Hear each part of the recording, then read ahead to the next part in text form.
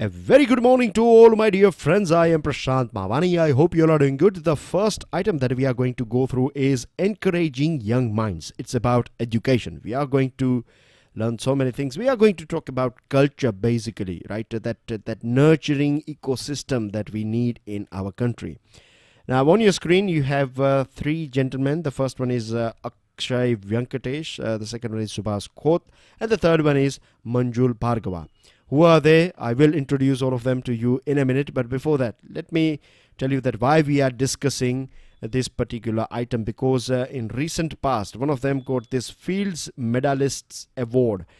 On your screen, you can see this symbol here, this award here. It's a Field Medalist. And this one is, you can say, it's given to someone who is extraordinary with maths. And you can also say that this Fields Medalists is a Nobel Prize in the world of mathematics. So I believe this is enough to indicate or to understand the importance of this Fields Medalists Award for mathematician, and of course it is associated with education. Now Professor Akshay Venkatesh, and you have these three gentlemen here. The thing is, every time when someone from who is Indian origin person, if he or she wins something, something if they do something extraordinary, like Sunita Williams, or you have this Akshay Venkatesh or Subhas Khoth or Manjul Bhargava, when they do something outstanding outside of our country, we said that look at this, we take pride in that thing, that we are, of course we should not be shameful of that thing. Of course we should take a pride. No, there is no harm in it when someone who has been here in India, someone of Indian origin, if they are doing something, then it's a sort of thing, emotional touch is there. Of course we do understand this thing, but claiming that we are the main reason behind it, then that is a wrong thing. Because what we have observed in recent past is that there were a few people out there, a few organizations, and there were a few people from government circles as well. They were saying that the reason for their success is because of India, but that is not right. Because if you go through the life of this gentleman here and this one here, then you find that Akshay Venkatesh, he was a small child when his family migrated to Australia, and his whole education, everything, was done over there in Australia. So he's bred and born here, but he was raised in Australia. He went in Australian schools and everything, and then here he is winning this Fields Medalist Award. Same thing goes with something similar story is there for Manjul Bhargava as well. For this gentleman here, he lives in America. Now we have this man, Subhas Khoth. He took his degree, a bachelor's degree in computer science at IIT Bombay. So yes, he is a good example. But we don't have that many. And he won this Rolf Nevanlina prize back in 2014. Again, a very prestigious prize. So what we are trying to learn here is that first of all we should stop claiming these false claims. We need to get rid of them, because this is not going to help us to nurture and create that right talent. First of all, we have to understand this thing, that we have to accept our mistake, or if we have any gaps, then we have to accept it. Once you identify and accept this thing, then you will get that capacity to work on it, to do something about it. And the simple thing is, we need to provide right opportunity as well as right training to all those talents, and we should at least introduce all these things to our young minds as well. These people are good example. I'm not saying that they are good example because they have something to do with India. Every Nobel Prize winner, every this Fields Medalist winner, I'm sure it's just like when you find I forgot the name, Dr. Can't remember. I can remember his, the face is clearly in my mind, but can't remember his name. He is in fact from Jammu and Kashmir, and he got rank 1, I think, in UPSC Civil Services Examination, somewhere in 2011 or 12 or something, Faisal or something, I can't remember the name. But he was a big inspiration for so many students from Jammu and Kashmir, and they started preparing, these people, these leaders, or you can say this this innovators, what they do is they show you the way. They will tell you that here is a way, you too can do it. And after that, we find that there are so many students, every year they are passing this civil services examination. So same thing goes with these people as well. They are basically, when they are reaching here, it's not that they are just reaching there, they are also inspiring so many youngsters out there that you have to reach here and you have to contribute and you have to do something good about with this thing called maths or any other field. This is maths, and this UPSC or civil services is just a small example here. But for that, we have to expose our kids to this field, that yes, there is a future out there. This vision should be created in the mind. At least we should throw some seeds, and let's wait. We should allow this natural process to germinate this seeds. But we don't find it here. This is the most unfortunate thing, you can say, because how many of us are aware about this thing? Can you believe this thing that we have this program called Mathematics Training and Talent Search Program? It's going on in our country from last 25 years, but hardly, means, to be honest, I haven't heard anything about it. This is the first time. I'm a bit shocked as well that if you just imagine, then how many students, do one thing today, do ask some kids around. If you have someone who is in school, then do ask them, someone from 9th or 11th standard, ask them if there is anything through which they can get to this field medalists status, if they can prepare for this thing. Is there any program out there? Let's see how practical or how much we know about what's going on in school.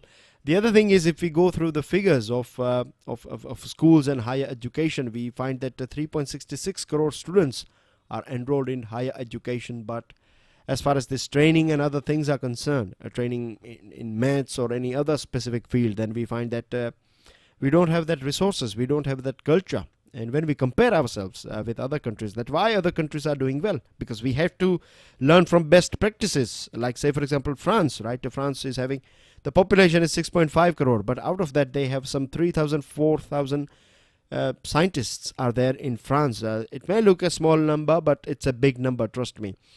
And then you compare France with USA, then we find that USA's population is, compared to somewhere around 30 crore, if I'm not wrong, 32 crore.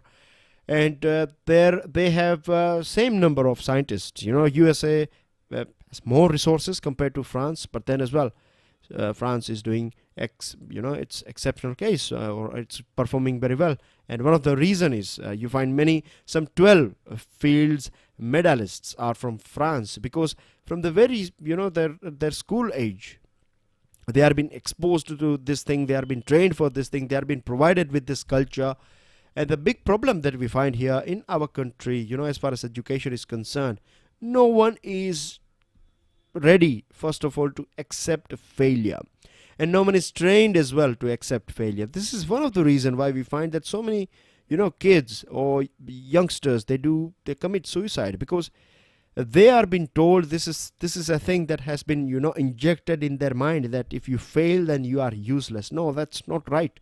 If you observe what's going on in Silicon Valley, Silicon Valley, this Apple and other innovative companies, it's their birthplace, Silicon Valley. And even today, the Silicon Valley is ruling, isn't it? Android and iOS and other technical things are basically brainchild of all this. They come from this place called Silicon Valley. And the reason why I believe Silicon Valley is successful is because they accept failure. In fact, they cherish failure and they learn from failure. Their attitude is very positive. They don't say that you should not fail. They say that if you failed, then please do let us know how you failed. What are the things that went wrong, so that at least we know that what has failed, so we don't travel on that path. So this is their attitude, bouncing back quality. So we need to inculcate this thing. And if we do this thing, then I believe that we can change situation. And surely we do have talent, right? I'm not being egoistic here, but I think we are a bit hard-working people, right? So we have this advantage of working a bit extra hard, and we can find ourselves in all these places, Nobel places or Nobel awards and this field medalists awards and other science and Booker Prize and other things. Lastly, dear friends, I would say that there are few people out there, they are arguing that why we need to invest in this sort of things, why not just provide, education for everyone and things like that. We have been trying it, isn't it, for a very long period of time. But that does not mean that we, at the cost of, suppressing someone's talent. We should not be, just focused on one thing. Of course, right to education for all is important thing, but at the same time, if someone is extraordinary, then we need to support that person. With this, dear friends, that's everything in this education related article. Now I would like to introduce all of you to our pen drive and tablet courses. If you are preparing for a State Public Service Commission exam, then as you can see on your screen, we have covered many state level exams as well in our pen drive and tablet courses. So find out more about it on StudyIQ.com. You can download the PDF of today's lecture from my FB page and Twitter handle, and it's a strict request, if you can say, or as a teacher, if I'm allowed, I can give you some guidelines or orders. Please make sure that you don't just download the PDF. I think that's very selfish, at least share it with someone.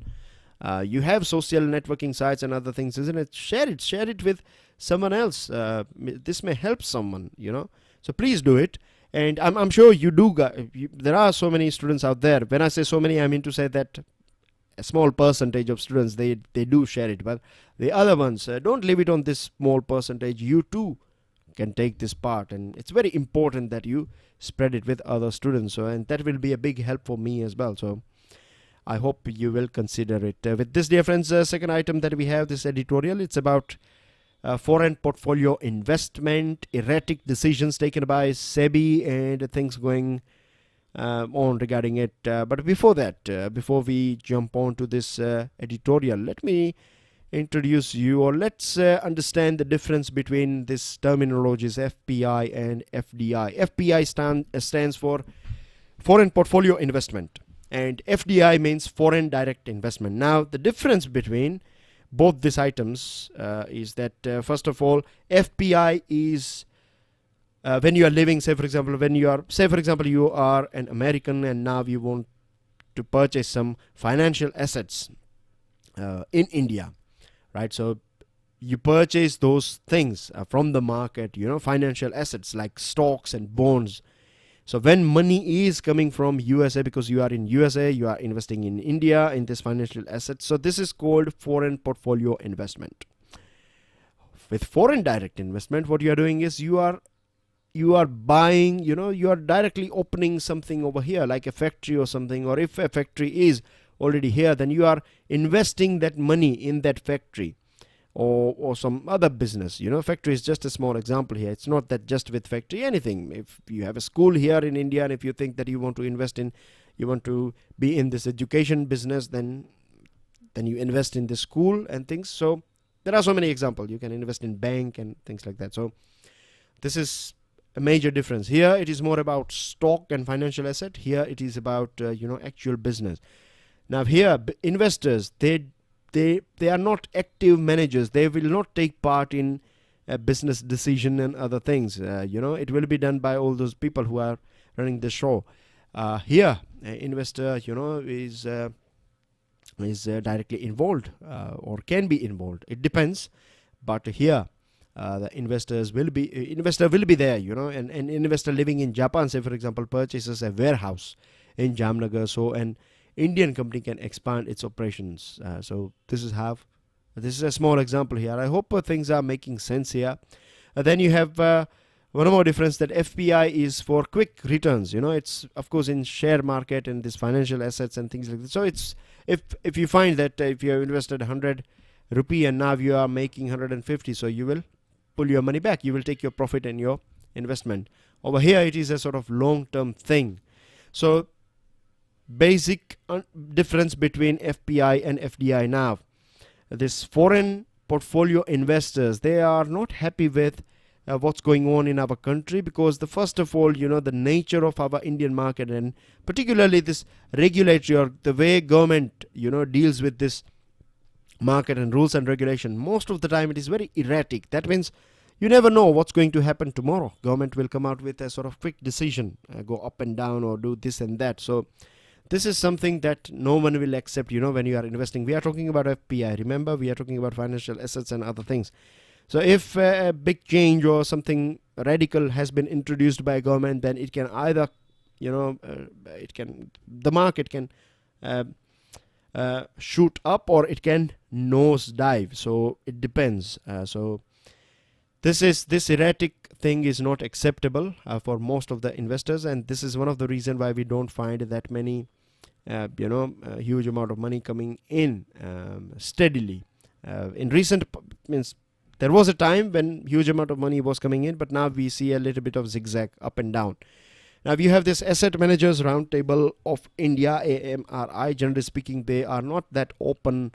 Or they don't openly appeal most of the time, but now they have urged Prime Minister to intervene, because what happened recently is that Sebi, Sebi, that is Securities and Exchange Board of India, that looks after all these financial markets and other things. So Sebi came out with this circular. Sebi said that all those FPIs, right, foreign portfolio investments that has came into India, and if it is coming and backed by domestic institutions or NRIs or person of Indian origin, that is PIO or OCI card holders, then all these items are disqualified. So it has disqualified some 75 billion worth of FPI. The total FPI we have is 450. So imagine $450 billion, right?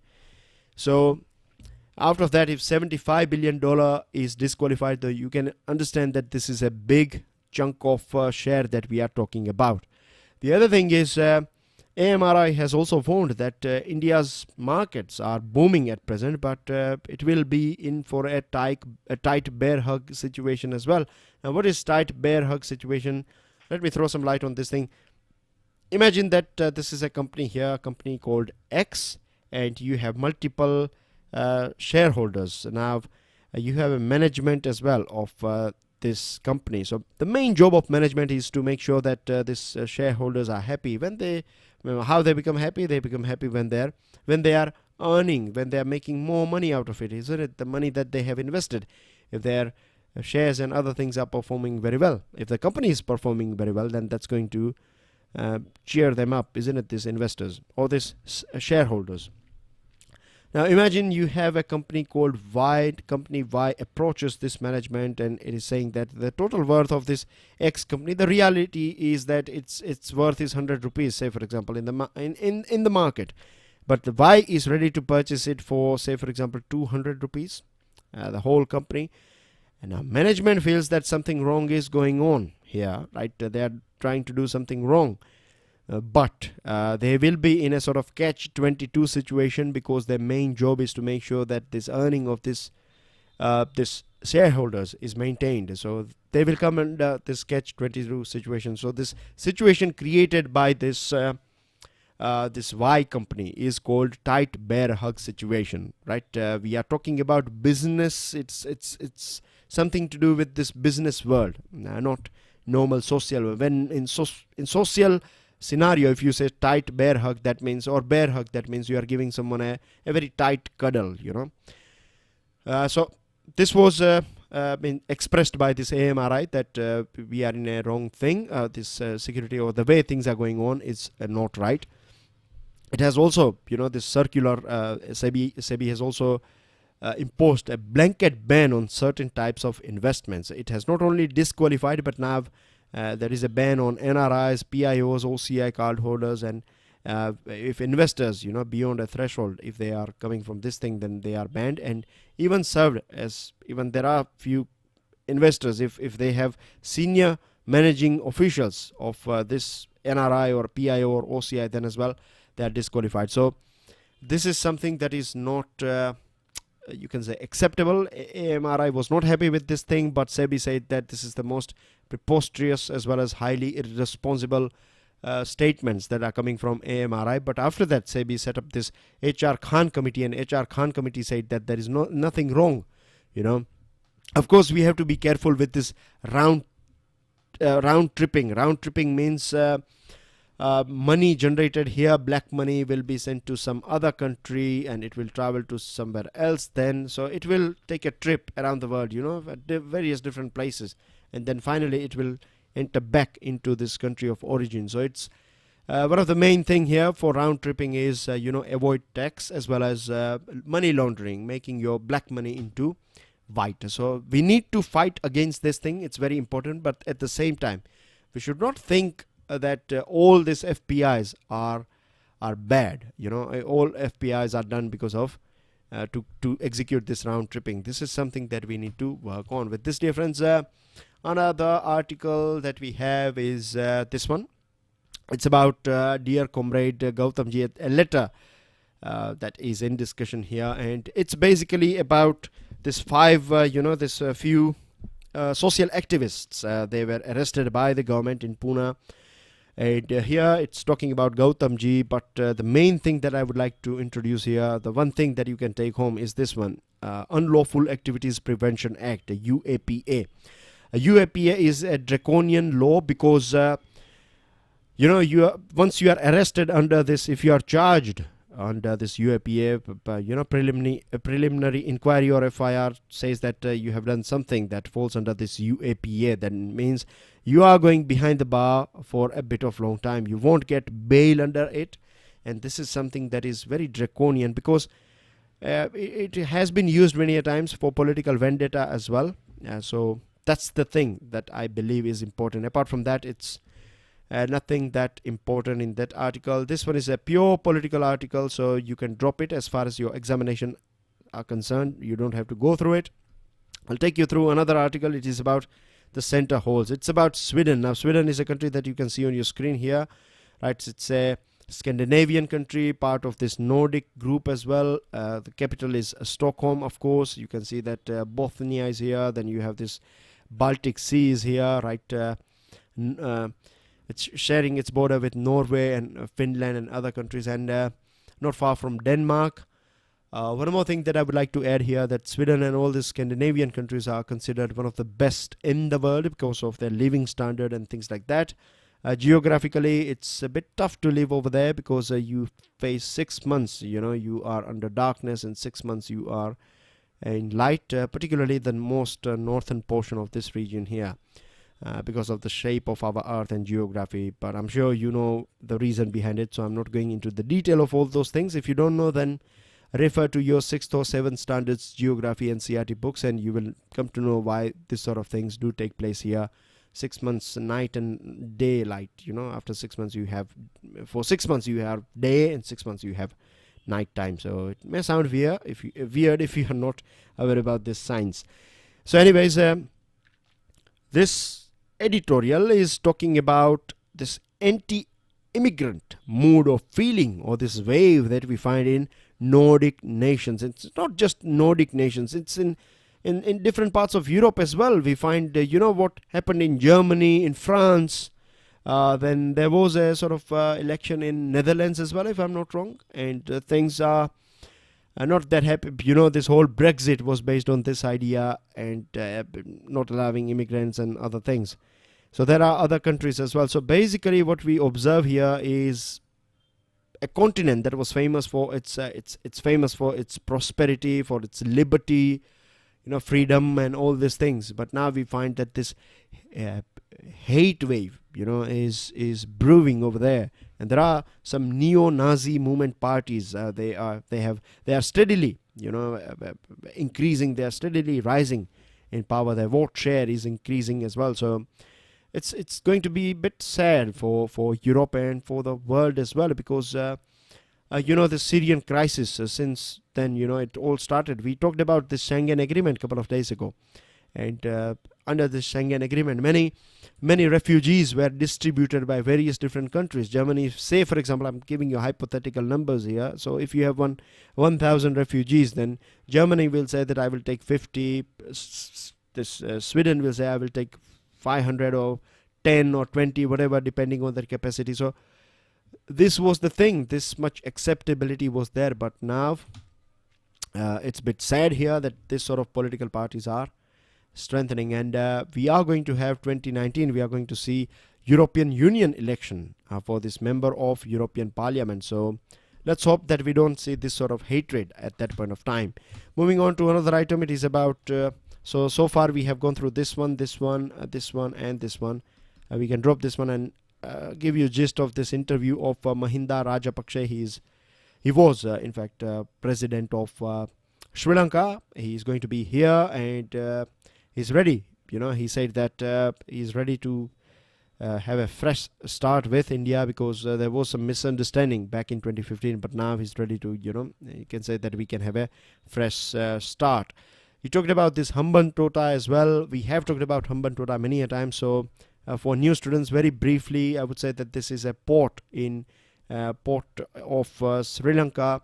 The reason why we find it in news is because China, as you can see here, China has been creating ports in many different parts of our Indian Ocean and neighboring countries. So it was created by China, and this investment that was made by China, or this money that you have to pay back, this Sri Lanka has to pay back to China, it was not able to do that. So China has taken over this Hambantota for next 99 years. So it's a Chinese way of colonizing as well. And Mahinda Rajapaksa in India at that point of time, where he was infamous in India, Mahinda Rajapaksa, because he's the main man who was tilted towards China. But now he's saying that we have always kept India's interest in mind, but it's a big difference. There is a big gap. But now, of course, we can have a fresh start. I'm not saying that we should judge him from his past behavior, because as far as geopolitics is concerned, you don't have any permanent friends and you don't have any permanent enemies, right? It all depends. On situation and time. Now, the Supreme Court has stayed this construction. It has, in fact, not stayed only, but it has also asked to demolish all those illegal construction that you find in this portion of Aravalli mountain range. And then you have the small loans could turn bad, has been said by Raghuram Rajan. He has said that loans given under this micro units development and refinery refinance agency, Mudra loans. I have got full form. Yeah, here we go. This is your full form here of Mudra. So Mudra loan is given to people, small businesses, and you have this Kishore and Sisu and Tarun from 50,000 to 10 lakh rupees. 10 lakh rupees loans are given to various different small businesses. So Mr. Rajan has said that they can turn into NPAs, non-performing assets. He's also blamed bankers, promoters, and circumstances. And we find at that point of time, we have seen this triangle. You have businesses, you have banks, right? And then you have government. Together they used to work in a sort of nexus with each other. So government will place all those bureaucrats in various different banks who have a sort of tilt towards this ruling party. Then all those businesses, right, they support this government or that particular party. So because of this thing, you have this loan. You place those people, and then loan will be given to them. This will give money to government or that ruling party. So it's just a small example, but that's how it used to go, and we find it even today as well. Not with every party, right? I'm not saying that all ruling parties are doing it, but we have seen this sort of things in the past. Ayushman Bharat Ho, Bharat Ayushman Ho. It's about this emerging picture. There are a few states who are not ready to be on board at present. There are a few states who are ready to be on board. It's not about that all BJP states are on board. Like you can see here, Rajasthan is going to come on board after this polls, right, election. So it depends. West Bengal and BJP, they are West Bengal, that is Trinamool Congress, and BJP, they are not best friends. But when it comes to this Ayushman Bharat, they are on same page. So what I'm trying to say here is that so many people die on regular basis because they don't get proper treatment. So the states, they should leave this political thing behind and should focus on this Ayushman Bharat, that if we can provide insurance to our poor people, then we should not wait for it. We should go ahead with it. In fact, people will judge you. If you implement it on time, then that's how people are going to judge you. So this is something that they need to think about. Now, it has been reported that consumer durable companies may not have fully passed GST cuts duty on number of white goods, right? And That's a thing that the GST or this revenue officers will look at. And you have this ship here. It's India's first missile tracking ship, and it will start its trial process in October and will be introduced in Navy very soon. We haven't Christianized it, means we haven't given it a name. At present it is called VC1184, but once it is inducted in Navy, then it will get a name as well. This Chilika Lake project has been cancelled. It has been shelved. It means it was just on paper, but it's good that it will be good thing for this birds who migrate here from various different parts of the world. BIMSTEC embarrassment for India, because now Thailand as well is backing out from sending a full contingent as far as this MILEX exercise is concerned. Here are your vocabularies. This was your question quiz, map-based quiz. Libya, Tripoli is the capital, and it was in news because you can see here, right? So many people have been rescued, but so many people have died as well because they are trying to migrate to this European world. And here I have one map-based question based on current affairs, international current affairs, of course. So can you give me the name of this portion and also this portion? And yesterday's answers are here. Bhutan is the right answer for the flag. Today I have a question for you about two flags. So can you give me the name of this flag as well as this flag? Of course, to whom it belongs to. That's the main question here. Two of your questions, MCQs, are here on your screen. Thank you very much to all dear friends who have passed their opinions and comments and positive motivational thing for encouraging words for me. So thank you so much for it. I really appreciate it, and I will again request you guys that please make sure that you share this lecture with other students. It's very important, very, very important that we share it, right? So enjoy your studies. That's everything in today's discussion. I will see you all soon. God bless you all. Jai Hind.